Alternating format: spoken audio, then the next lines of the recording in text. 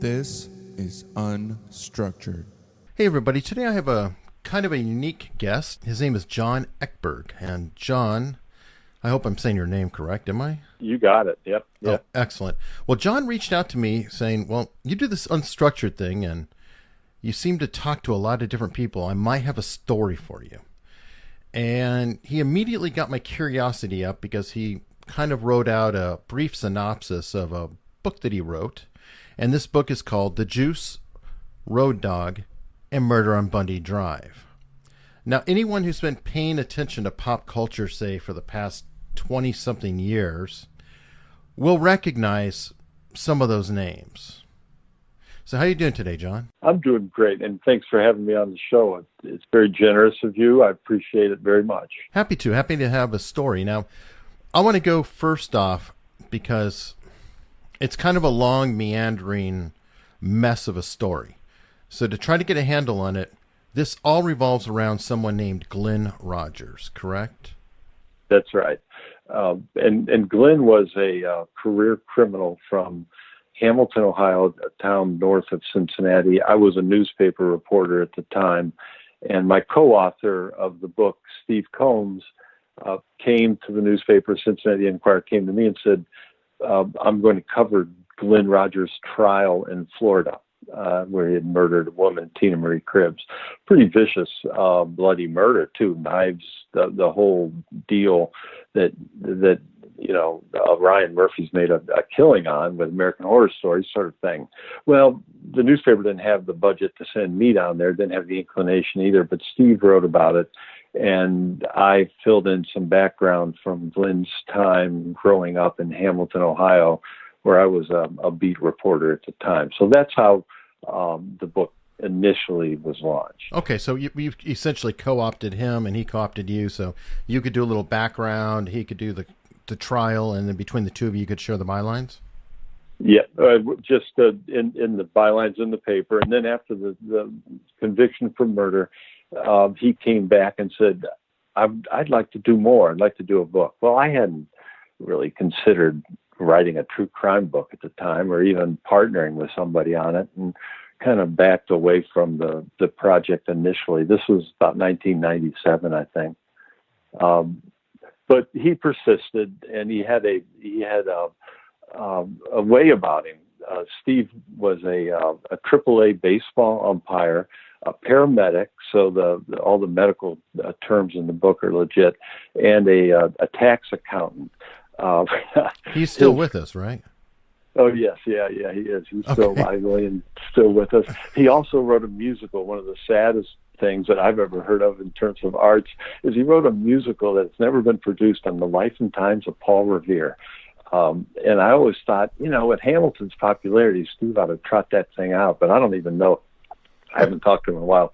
I don't know that if he has it, but he's an entertainer and a thespian and a guitarist. So he was this kind of Renaissance man that came up from Florida and said, let's do a book on this guy, because there's more to his story than meets the eye. Yeah, what is special about Glen Rogers? I mean, honestly, if you look at him, it'll sound rude, but he looks a little bit like a hillbilly killer. Dwayne Allman, man. He looks like he belongs in a Dwayne Allman band somewhere. Yeah.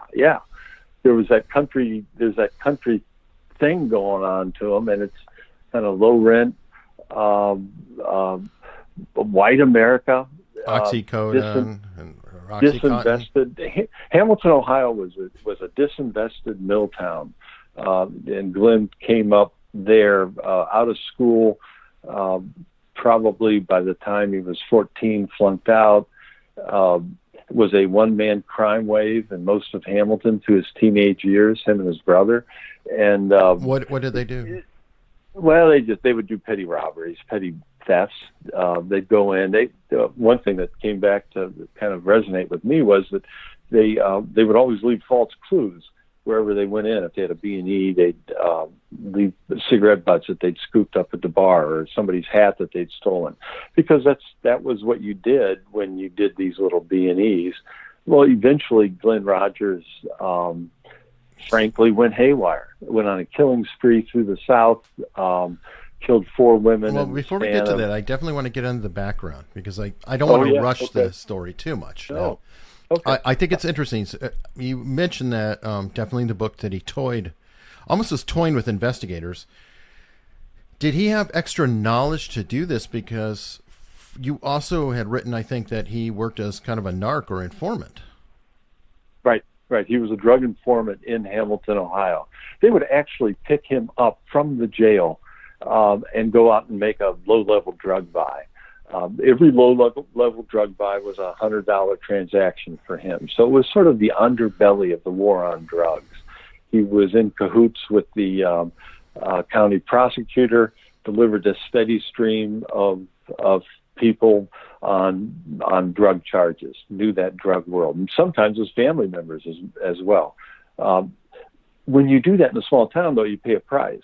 And in Glenn's case, as soon as the guy gets out after 18 months, who's the first person he's going to come looking for? And so Glenn would have to come and go. I mean, he wouldn't hang around Hamilton, Ohio very often. And he sort of drifted down to Kentucky and then drifted out to Vegas and L.A. So he early 90s. Okay, so just so I've got it tracked. At the same time he was doing B&E, breaking in houses, he was also working for cops. Yes. So he was kind of playing against everybody.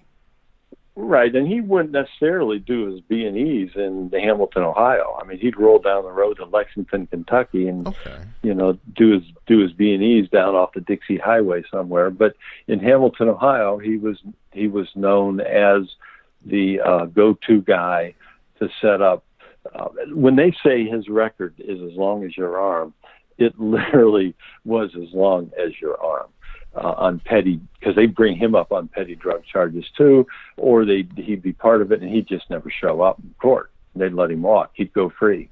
Or head back out on the road, which is where the nickname Road Dog came from. He traveled from town to town in a Greyhound bus, and him and his brother called it out road dogging. They moved in and out of homeless shelters.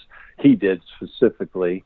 With case houses and do very bold daylight B&Es, robberies. He didn't have a lot of fear of getting caught. That was what amazed me about this story more, as much as anything. It was just how brazen he was. When you ask a good question, what separated him from other people? I'd say that was probably what kind of piqued my attention. Well, that's definitely interesting, and there was a little bit more to him as well, because I wanted to kind of get into the past because it all sort of goes together. From what I understand, he also was a prostitute. A male prostitute. David Monahan's work up in out of Australia. He found that Glenn, it's sort of a twisted Oliver twist. Had a woman cohort, and they were prostitutes up and down the truck stops along Interstate 75, generally between Cincinnati and Dayton. In his teenage years, when he wasn't in reformatory, where he was abused, he was part of a reformatory system that got closed down because of the rampant abuse of the inmates by the guards. And although Glenn's juvenile record was sealed, I suspect that he was victimized there. So he was, shall we say, a prostitute going both ways sexually? Probably, yeah, probably. I don't know. I don't know. I write about getting a call from, at the time when Glenn was most wanted, getting a call from a Globe, a tabloid reporter who wanted a very explicit headline. And so I found Glenn's girlfriend at the time, and she offered a pretty eye-opening interview for me. I mean, I didn't ever get back to the Globe with it. It was more or less a professional challenge. And what did she have to say? Well, she said there was an incestual relationship between Glenn and his mother, which would also offer kind of a striking not rationale, but a striking indication of what made him the monster he became, and why he set off on a path of killing women who reminded him of his mother. I think that kind of pathology is not only deep seated; it happens in real world America. And what's created are monsters, because that's the ultimate question: is how did I go on to be who I am? How did you go on to be who you are? And how did Glen Rogers become who he is? Is it the bad seed, or is it society? Is it both? You would argue, if you're the detective out of Hamilton, Ohio, that it was just bad seed, that these guys were bad to the bone. Right. Bad to the bone.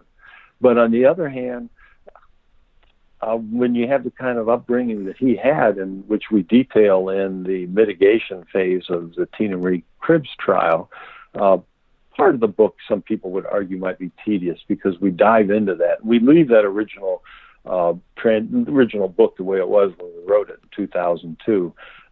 But he had a horrific upbringing. Standing in line for free cheese.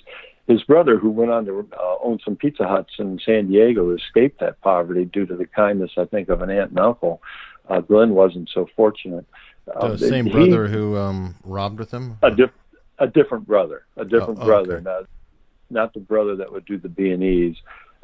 He went on to say that they would wait in line for government cheese all day, and because they got there late, because their mom and dad were slack or whatever the reason was, they'd get up, and at 5 o'clock, if you weren't, they'd close the door and lock it on you, and you'd have to come back the next day to get your cheese after standing in the rain all day. I mean, when they took baths at night, there would be ice on the bathroom sinks that you basically had dish towels to dry yourself with. Shampoo was dishwashing detergent. On bath night, there was a hole in a wall that was like 8-inch hole and this is the northern states. I mean, Ohio is a cold state. And he said you would run in and take your bath and get out as fast as you could. They had no money, and the house was ramshackle, falling down. Picture a house in a haunted house that's kind of all ramshackle and twisted in downtown Hamilton, and that's where they grew up. So it was. I look at it and wonder, how is it that someone grows up like he grew up and becomes who he became? And I think I was intrigued too by how I became something else, whatever that is. Writer, kind of in media relations now. Yeah, you had, I think, a specific anecdote of where he was with a woman, Nora. I guess a prostitute cohort was that. And right. They were, I guess, in coitus. And his mother came in and pushed her out of the way to join them? Yes, yep. My eyes. I went, you have to, and I couldn't write about it. She's now gone, so you can't libel the dead. But the fact is that I knew that going into much of what I later wrote. I'd frame it that way. And I think I wanted to tell the full story of Glen Rogers and what he went through. And that story is part of what made him want to kill women who reminded him of his mother. But did he kill his father? I believe he killed his father. That was more or less the way. When you're a reporter setting out on a book like this, I don't know how other people did it. What I did was I would just sometimes you get desperate. Work is like the handmaiden of anxiety. I mean, I wanted to fit, and so I asked the guy sitting on a stoop outside the courthouse. I looked at him and I just said, "Did you know Glen Rogers? I just got to ask you this." I was just walking by making police rounds, and he went, "Well, I did." Well, right away, you think, "Okay, he's telling me what I want to hear. I don't believe him." So I said to him, "Oh, where'd you know him at?" He goes, "Well, he drove in a Ohio taxi." I went to myself, "Well, one, ain't no way he's going to know he drove an Ohio taxi unless he drove an Ohio taxi with Glen Rogers." But I still wasn't satisfied. So I asked him, well, does anybody else drive there with you guys that I could talk to? He goes, "Yeah, Charlie." And I go, "Well, how could I get a hold of him?" And he says, he carries groceries. He does carry out up at the IGA, Rose's IGA. I went, oh, well, that's great. And he went, no, I'm wrong. I'm not anymore. He kept trying to convert people to Christianity on the way to the car, so he got fired from there. And once I heard that little anecdote, I thought to myself, you can't make that up. This guy's telling the truth. Whatever he's going to tell me from here on out is true, because it's just too complex. So what did he tell you after that? He told me, he said, one night at 3 a.m, and when you're a reporter, there becomes this father confessor figure that people have, where they want to tell you the truth. They don't get asked every day by a newspaper reporter. It's kind of a weird job anyhow. And so people generally want to tell you what they know to be true or something that they think is important. And he said that one night, Glen Rogers, who he avoided, by the way, he said, I always tried to avoid the guy because he just had a hair trigger and could go off, and he was the most violent guy you ever saw. He goes, he pulled up, and I pull in, and he was sitting there, and we start talking, and he looks at me and says, I killed my dad. And I didn't know what to say. Wayne Brockman went, I didn't know what to say, but I just knew that I did not like the direction this was going. And then they each got fares or what have you, and that was that. But that was what Glenn Brockman told me. And it's my notion that Glenn killed his father. It's a classic Oedipal complex, Hilljack Oedipal complex story that is told here in between the covers of this book. A guy who killed his father and made love to his mother. Well, Glenn has bragged to other people before that he's harmed or killed others or would kill them, correct? Well, I mean, he didn't spare any opportunity to brag about himself, as near as we could tell, right? Yeah, he's a very confident person after a fashion. I know that you can actually watch footage of him being caught ultimately on YouTube. And a reporter came running up to him, and he was like, talk to me at the jail. So even then, in what would seem to be the highest stress thing of all, he seemed pretty ready to chat, just not at the moment. When that high-speed chase that you see on YouTube too, we need to frame that. Glenn knew that they were after him. He went back to the only two places on earth where the FBI could get him. One would be Hamilton, Ohio, and the other would be the hills of Beattyville, Kentucky, where he had family, and everybody knew it. They had a hunting cabin, and it was where Glenn had his killing field too. So he's wanted all throughout this county. This is not a large county. Only a couple of thousand people live kind of its foothills of the Appalachians. So he drives past the stakeout, and the cop notices him. He goes by, but he doesn't do anything. So the next time Glenn drives now coming in the other direction, he slows down, looks at the cop, throws a beer can at his car, and takes off. Basically, Glen Rogers got tired of running, went to Kentucky, a state where he believed there was no capital punishment, and essentially gave up, thinking that he would be in Kentucky, life in prison. It's something he knew as half a year. Half of his life he probably spent in prison, and in and out, but not half. I mean, he wasn't afraid of a jail cell. I was almost like Ted Bundy. Ted Bundy sort of almost got himself caught. This weird last minute thing. Right. And the other thing that's interesting to bring up Bundy, because out of Hamilton, Ohio is known for another serial killer, a guy named Donald Harvey, who was an aide and nurse at the hospitals throughout Kentucky and VA hospitals in Cincinnati. He's called the Angel of Death. Okay. About 90 people. They lost track of how many. I think he's dead now, but they lost track of how many people. They really couldn't ever figure it out. They know it was in excess of 90. And as a general assignment reporter from Hamilton, I got called out to. Didn't get called out, but I got assigned to go to Donald Harvey's apartment. And so I went out, and nothing there, no one knew him. By the way, you always tried to get somebody to say he was a quiet man who kept to himself.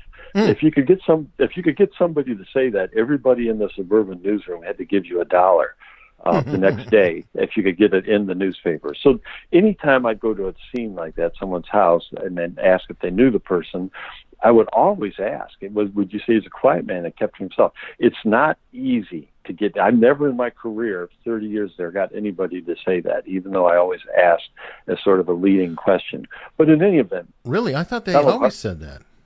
So I that's know, a trope? what you think. It's not what you think, but it's not true. You cannot get someone to say. It's very difficult to get somebody to say that. Maybe I wanted it too badly. Did they actually say, no, he was kind of creepy? Nobody knew it. To answer your question, nobody knew Donald Harvey very much. He kept to himself, literally, but they didn't know him enough to say. They didn't want to be quoted. Okay. Eric, you flash ahead. I think it was 2 years later. I'm back at the same 4-unit, 2 duplexes. Glen Rogers lived there.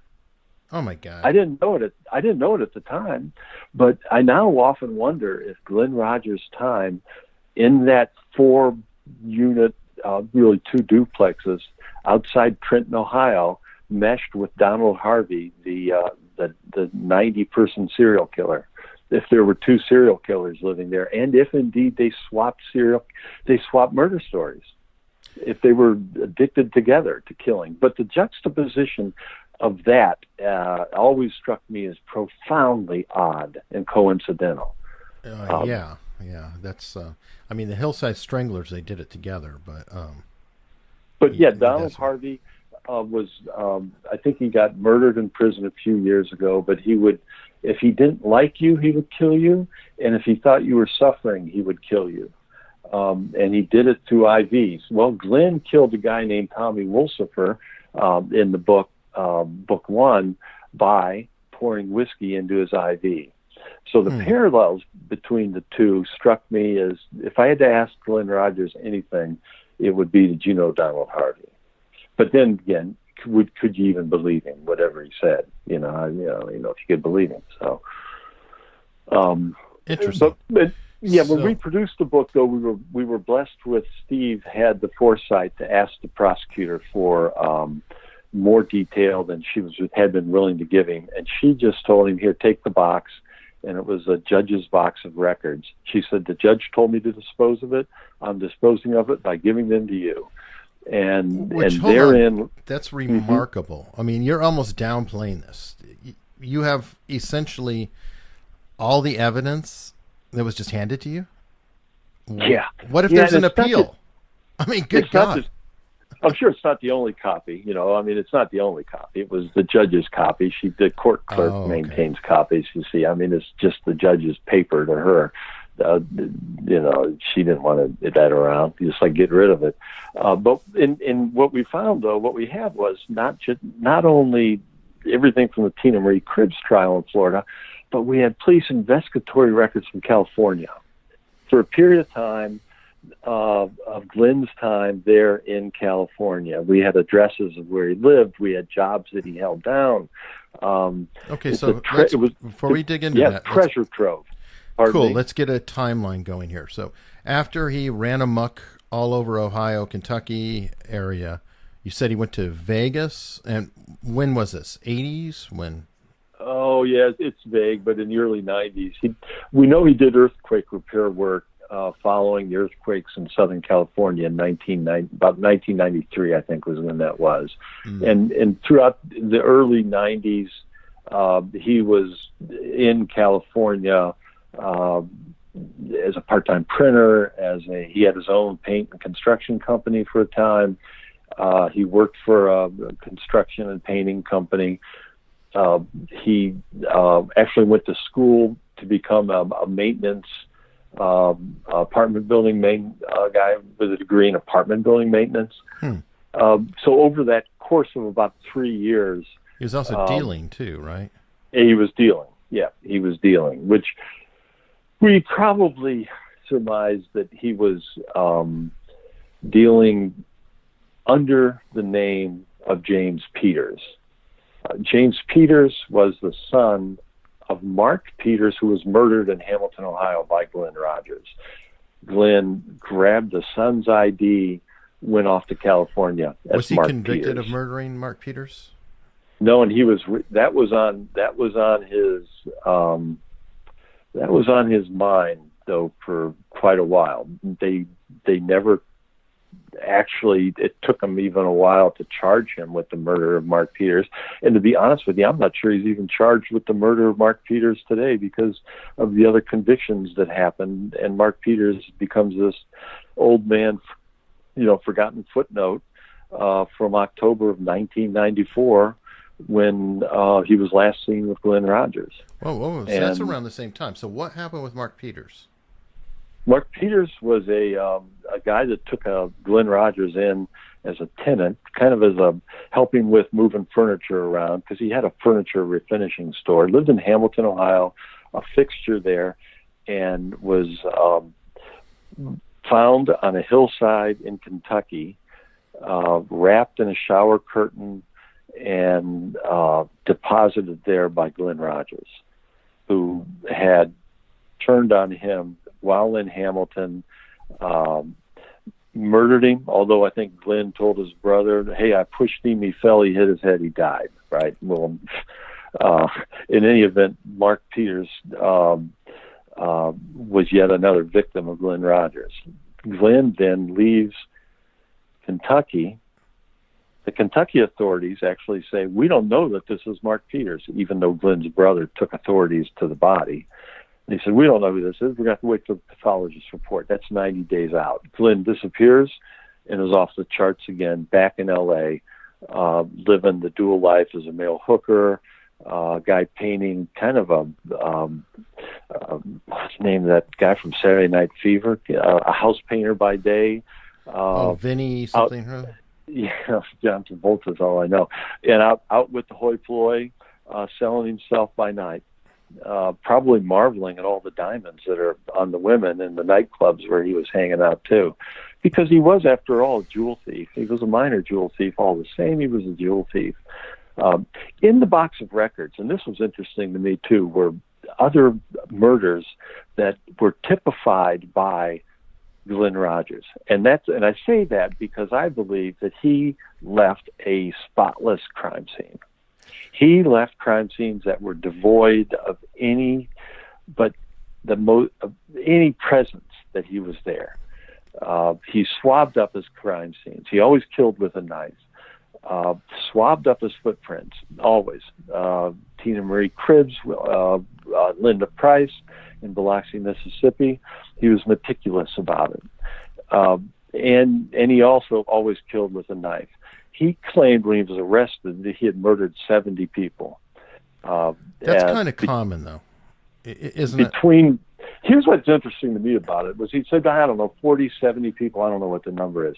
But if he was a hitman for the Dixie Mafia or the Armenian Mafia, and if he killed one a month since Mark Peters, it would have been about 3 years since Peter had passed that he had that conversation with the detective in the Kentucky jail. And for him to say, I don't know, it's 40 guys ago.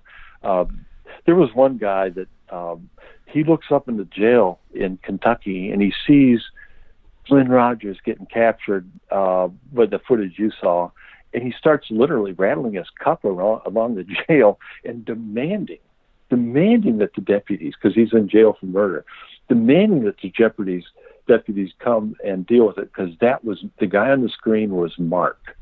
Now, Mark was the guy who showed up when our cup rattler opened the trunk of his car, and there was the guy who was the no-pay drug dealer. They pulled the no-pay drug dealer out. Mark takes a knife out and cuts his throat, kills him on the spot. Mark who? Mark was Glen Rogers to this guy. Oh, okay. And so he was a hit. Yeah, he was a hitman. He was a hitman clearly for the Dixie Mafia. Ends up that Mark ended up doing, I don't know, he did 8 years and they finally let him out, Monahan told me. But there are people like that who are on death row right now because they are there because Glen Rogers showed up and dispatched somebody with a knife. And in this case, the cup rattler in Kentucky thought they were just going to rough the guy up. There was no roughing up people with Glen Rogers.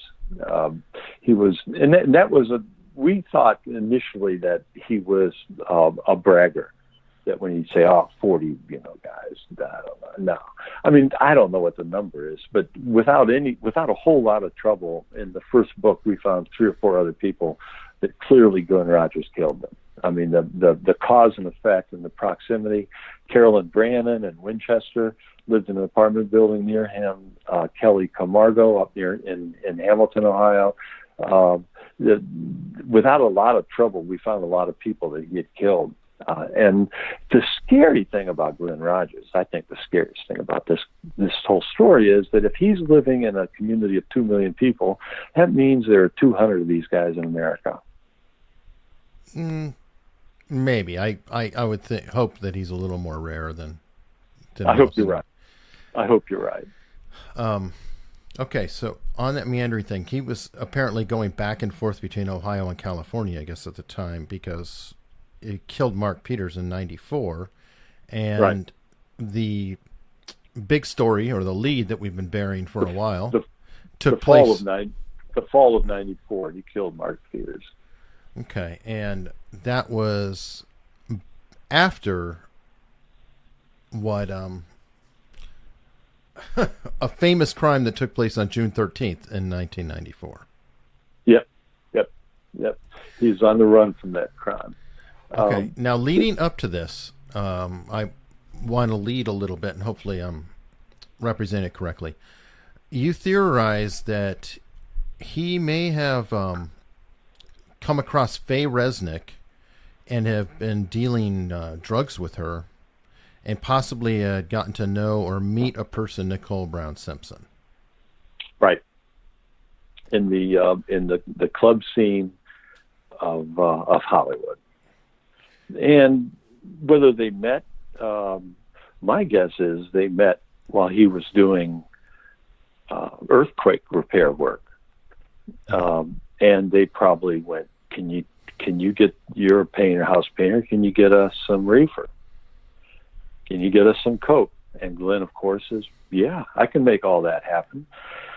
Now, was Nicole doing drugs at the time? I've not really looked into this story that much. Well, Faye was, apparently. Faye was, and she claims Nicole was. So the question, I think, would be, was Nicole and Faye and OJ doing drugs? I'd have to say, yeah, 100%. There's, but that isn't, that kind of behavior is generally thought of as being a victimless crime. So I want to frame it that way, one. But the fact is that it isn't always a victimless crime. Sure. When, there's, I think, is it 2 of Ron Goldman's friends within 6 months before who worked out of this, I don't know if they worked out of the same restaurant, were victims of mob hits. So mob hits was not an unusual thing, apparently, in LA at the time. I had somebody who recently has written to me who said that the LA police were looking for a knife killer in and around LA at that time. They had unsolved murders. My Glen Rogers work is done. You mentioned Hungarian mafia in the book, but just earlier you said Armenian mafia, and this is Eastern European. Okay. To me, it's Eastern European. And the other thing is I'm relying on what Glen Rogers told a detective in Kentucky as to where we got the info on that. I mean, that comes Glen when he told the guy, I hooked up with this Armenian mafia or Hungarian mafia.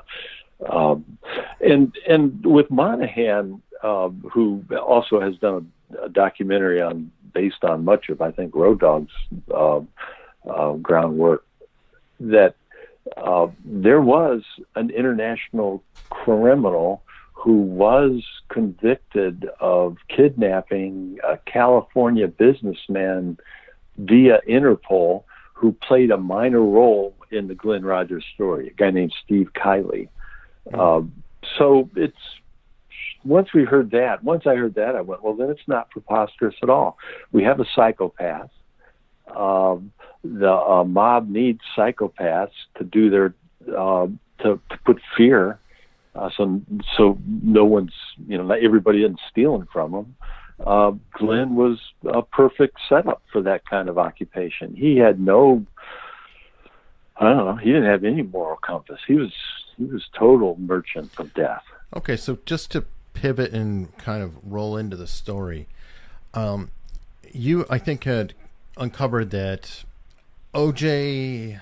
Simpson and Nicole Simpson were toying with each other, and that their relationship, even though they were divorced, it was kind of on again, off again, hot, cold, and he had like stolen her jewelry at one point and hid it from her just to mess with her. That was interesting to me, that it wasn't a hide and seek thing.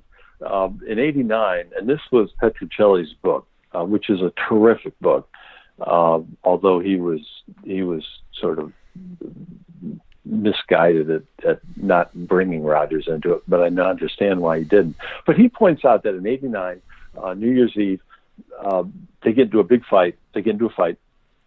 O.J. leaves, goes to his golf buddy's house, waits for the police to leave, comes back to Rockingham at 1:30, goes upstairs, gets a bag of jewelry, and takes the jewels out and doesn't bring them back to his golf buddy's house, but puts them underneath a neighbor's garbage can.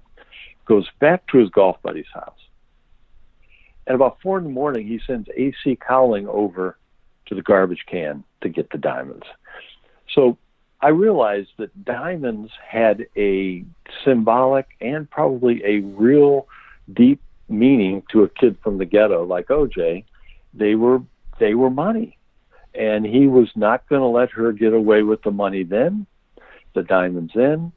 And all of a sudden now there's a motive for why OJ would want to have Nicole Brown Simpson attacked, and that is to get the diamonds.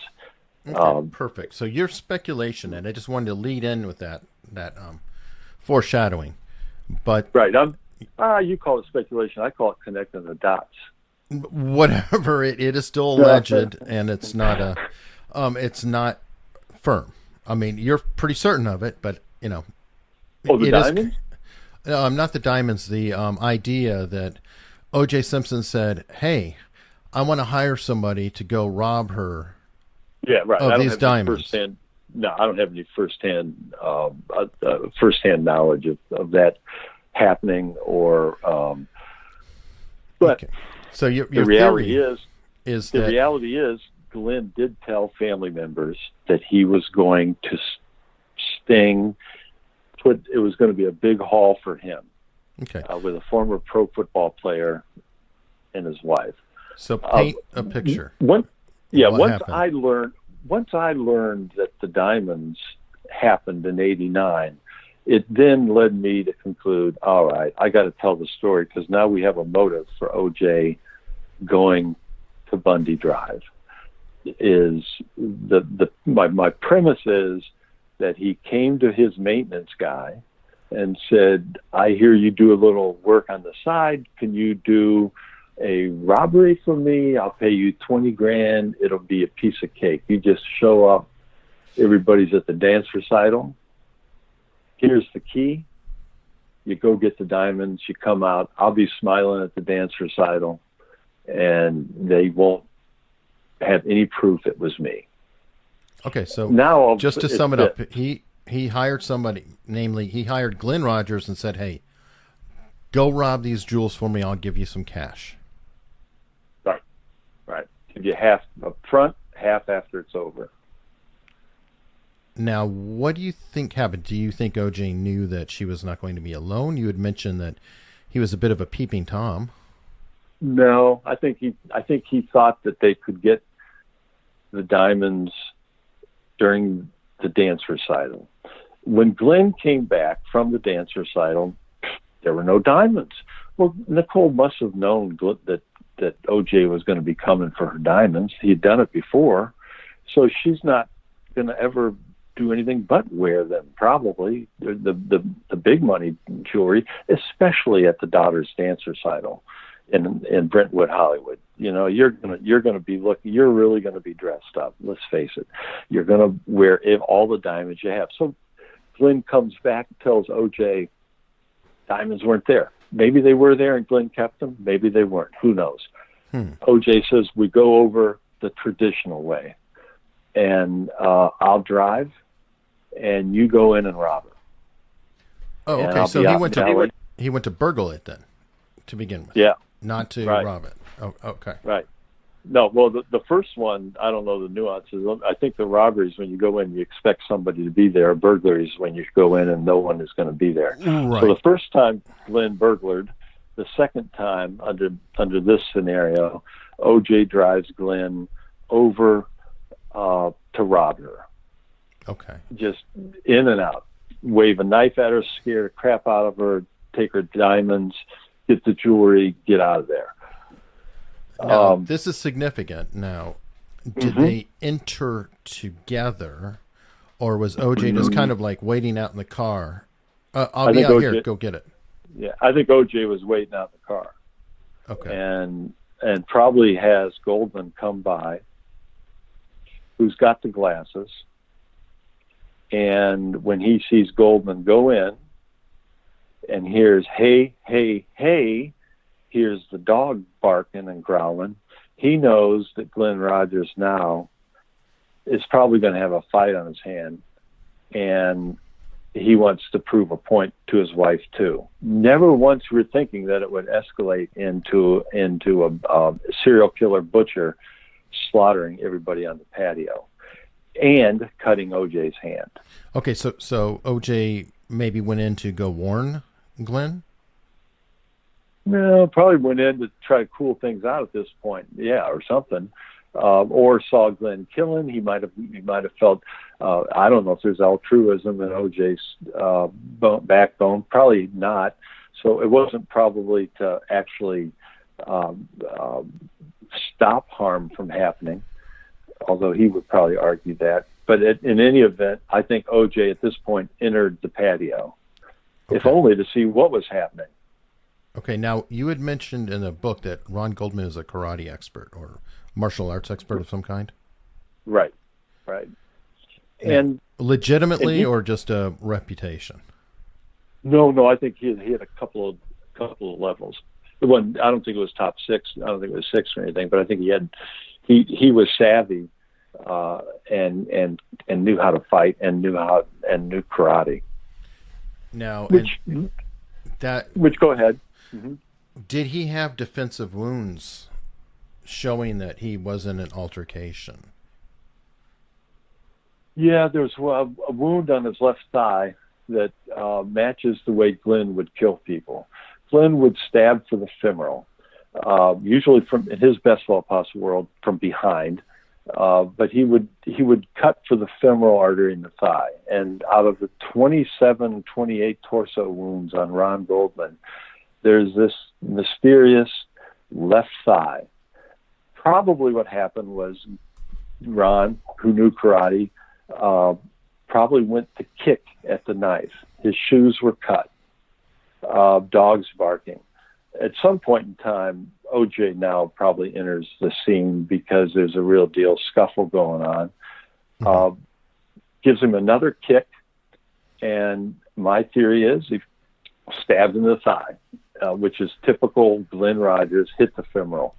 And then he likely moved in tight with the knife, and Ron Goldman probably took a couple of good shots at Glenn's face. That was my question. Did he have marks on his hands or fists to imply that he had hit someone? Yes. Yeah, his knuckles, both hands are bruised. Okay. Which means you hit teeth, by the way, I think. Well, but OJ had no facial wounds. OJ has no facial problem. The next day, mugshot, it's a perfect face. Okay. Monahan had researched and found that Glenn called in sick the next day, said a piece of air conditioning duct had fell on his face, and he was never seen again at that company. Okay. Probably ran off with the truck too. But by not running, Ron Goldman did something heroic. He showed us not who maybe knifed him, but he showed us who did not hold the knife, and it wasn't O.J. Okay, so to wrap it all up, your contention is not that O.J. is an innocent lamb here. Oh, heavens, no. That in effect, he would be convicted of murder no matter what, even if this went down exactly like you said, because it would be two of them in the commission of a felony and somebody died. Right. And at this point, if he would be brought back up on charges, evidence from the first trial could be used in the second trial, a criminal trial, if it's a conspiracy to grand theft, if it's a conspiracy to murder. So I think O.J. Could face, without a big stretch, a conspiracy charge, if indeed he conspired with Glen Rogers to commit a felony theft. And that, whether that will happen or not, I don't know. One of the elements that we found that is so deep, so kind of it's almost too far out there for me to bring up, but I'm going to bring it up anyhow. When he was caught, Glenn was caught in Beattyville in his car. They did an inventory, about 11 pages of stuff, every little cigarette, about everything you can imagine. There's a pair of tennis shoes. On the pair of tennis shoes, they were bloodstained. These shoes were shipped off to Florida. They found that the blood did not match Tina Marie Cribbs, so they weren't used in that trial. But presumably, they're still in the Hillsborough County court system. The question is why would Glenn come from California through 4 states across the Southland, commit murders, get rid of evidence from the Tina Marie Cribbs? He got rid of evidence from murders. That wasn't unknown. He took pictures of himself with his victims. He used the watch as a time to mark his kills, much like he did with Nicole Brown Simpson. He did with Tina Marie Cribbs. And yet he hung on to a pair of tennis shoes that had blood stains on them. I have a weird theory that it could be. I mean, other than what you're saying. He liked to plant evidence. Yeah, he just liked to plant evidence. You're right. You're absolutely right. So could he have had that on hand? Hey, I'll drop these off on my next endeavor. Or he also likes souvenirs. Or are those tennis shoes his souvenir from Bundy Drive? Could be. I don't know. Are those tennis shoes still have DNA in them that can be checked? But you're right. Glenn did like to plant clues. The glove at one scene, a glove behind the house when he went to collect his money. The hat, he could have stolen that hat. Did it belong to Jason? I don't know. Might have belonged to O.J. Glenn didn't care. He knew it would be a false clue and it would throw off the police investigators. Once you place a scheming co-conspirator onto Bundy Drive, a lot of questions have answers. So your theory is that perhaps all the actual evidence is questionable because it could have mostly been planted. Exactly. And my notion is that the defense team knew we're going to go at the plants, a single drop of blood on a sock in the middle of the bedroom floor. I mean, it's a clumsy crime scene. It's something an 8th grader would do, i.e. Glen Rogers. But they went right at those because they knew their client didn't leave those. Somebody else left that. I think. Now, there are probably open questions that will never get answered. But if you look at the crime scene, you'll see swabbing. Somebody swabbed that crime scene up, and Glen Rogers swabbed his footprints from his crime scenes. I think he was at that crime scene. If it's one crime scene, that's one thing. But when you see the pattern repeating over 2 or 3 crime scenes, it sort of becomes a signature of the killer. And I think we have that in the cases that involve Glen Rogers. Sure, and I think he told a profiler that at one point or something. Now, on to the future.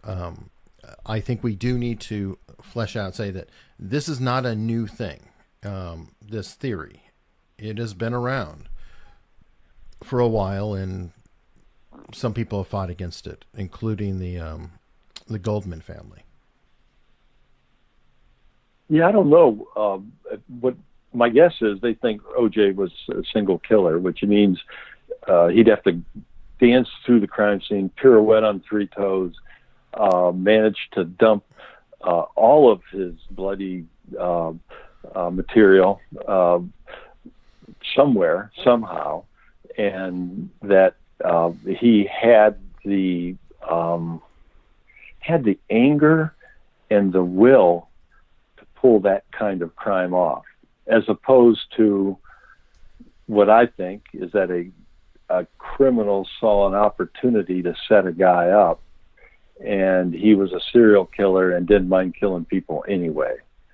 Now, the Goldman family, I think, by not enabling, or at least by not acknowledging that a conspiracy existed between O.J. and the hired guy, much like O.J. hired guys to go get the Heisman,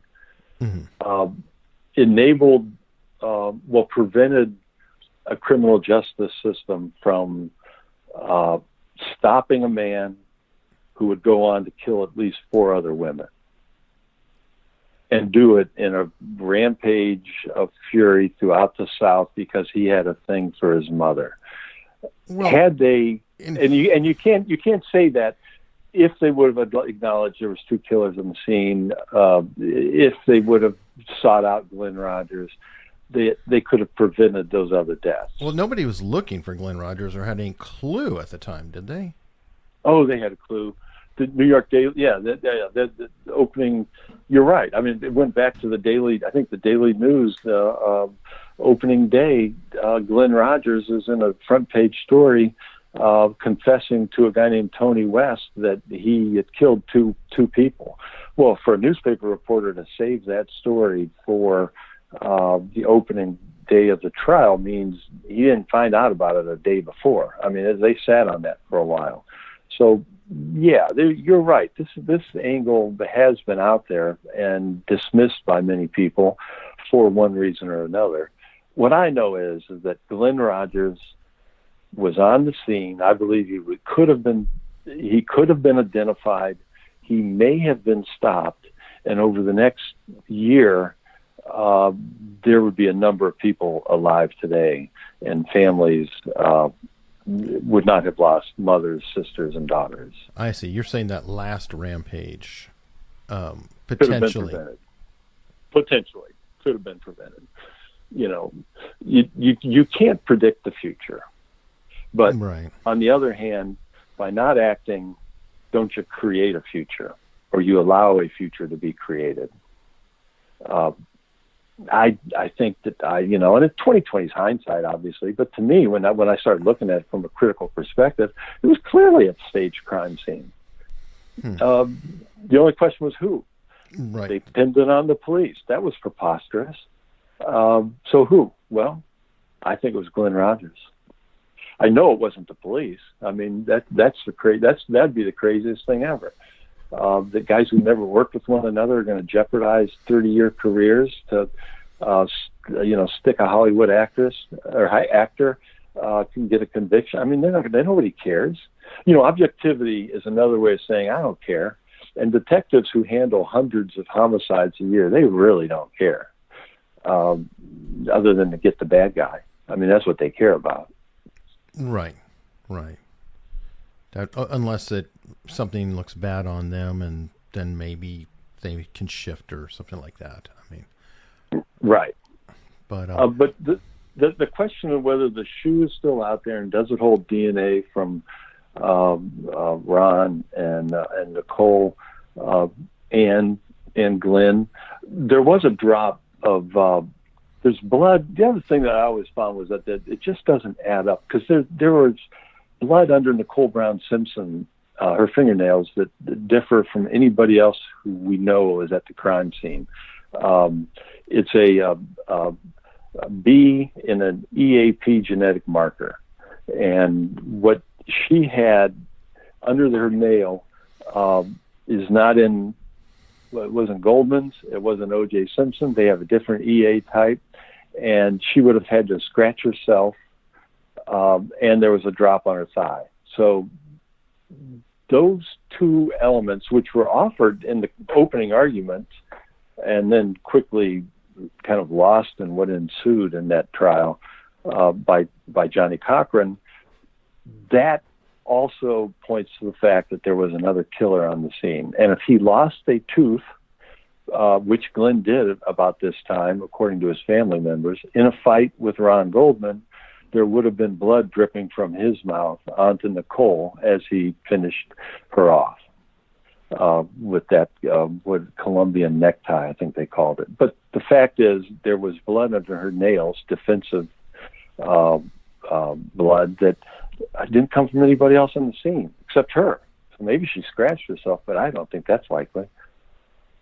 God only knows, and that kind of a mess. Yeah. Well, at least there is one good thing. Glenn's not getting out anytime soon. No. I don't know if he's going to be executed. I know he is on death row. But it seems to be kind of one of those things where he may linger there forever. He had an overreaching prosecutor during the penalty phase who told the jury that it was their duty, and they had a duty. And you can't say that. I mean, so the penalty phase in Florida offers this limbo for Glenn that he has taken advantage of. And I look at it from time to time to see if the court's resolved it yet, and it doesn't seem like it's going to be resolved anytime soon. I think he's one of several dozen people that are in that same legal limbo of having a judge and the jury deciding the criminal side or the penalty phase. And he paints on the side, which is outrageous to me, that he, I don't know if he sells these paintings or not, but like John Wayne Gacy. yeah, it is.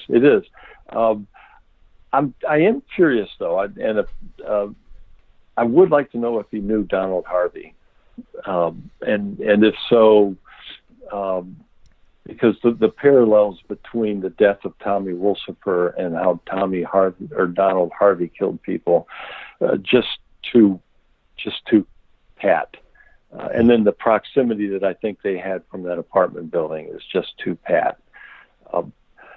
I hope that the overriding lesson, though, of the whole sordid story of Glen Rogers and the Juice is that you create a future when you don't act. I mean, I think every law enforcement officer in America ought to read this book, but of course I'm going to say that, right? But I mean, really, there are some real lessons here about what happens when you don't act. It's a high stakes game those guys are in. Well, it is a fascinating story, and you know what? Thank you so much for coming on here and talking about it. Oh, well, I appreciate your interest, and I hope my rambling wasn't too much. I can really get off in some tangents sometimes. No, it's a great story, and we need to leave some in the book for people to grab. Don't ask me about Pete Rose. Okay.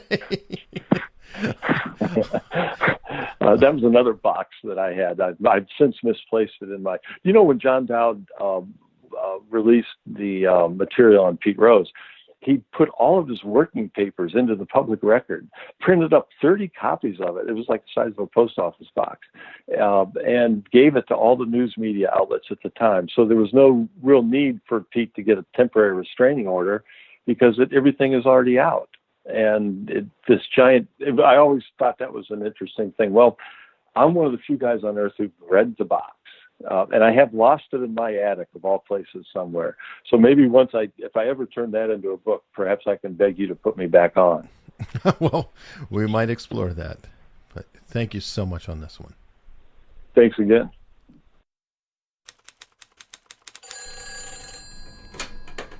Mr. Hayes' office, how may I help you? Andrea, it's Marilyn over at Kennedy Parker Construction. Hello, Marilyn. Would you like me to connect Mr. Parker to A Mr. fish Hayes? surrounded by sharks. A secretary cursed by desire and ambition. Introducing The Diarist by Donna Barrow Green.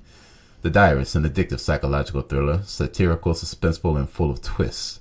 Available on iTunes or anywhere you get your podcasts. Yes. I'm sorry if I've hurt your feelings. Or if something I've said has led you to believe I think you're incompetent. It's just been so long since you've given me any encouragements or compliments on my... Andrea, I do notice you. I like that blouse on you very much. You look very pretty just as you are right now. Oh, well, It's very pretty on you. Thank you. What sort of fabric is it? It's silk? It's lovely. You have excellent taste in clothes. I notice. Would you mind removing your cardigan? My sweater? Yes, so I can see the blouse in its entirety. Why?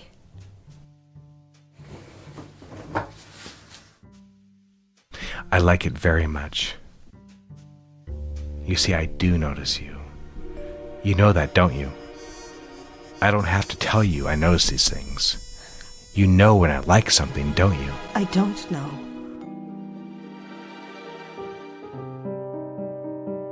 I repeated his words in my mind. I notice you. That was it, wasn't it? I wanted someone to notice me. Not Andrea the daughter, the wife, the secretary. Not even Andrea the artist or ad girl. I wanted someone, anyone, to see me. More than anything, it was Richard. Please don't think unkind of me, dear reader.